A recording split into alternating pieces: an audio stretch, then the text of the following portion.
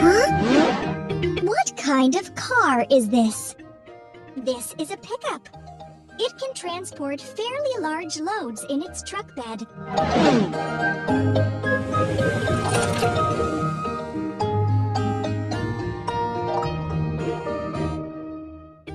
What a mess!